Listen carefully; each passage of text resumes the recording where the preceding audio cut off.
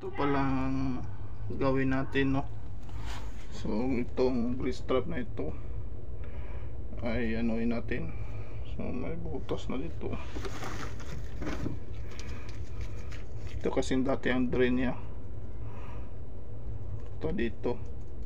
So para makuha ang slope kailangan natin lubog dito.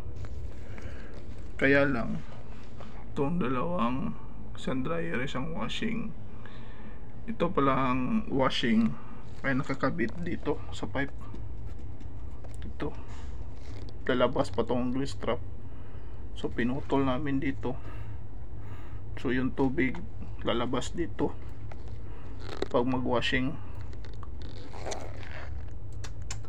Back job, ito yung dahilan pag may back job na hindi ikaw ang nagpiping, hindi mo alam kung ano ba ang nakatap sa grease trap, meron palang washing.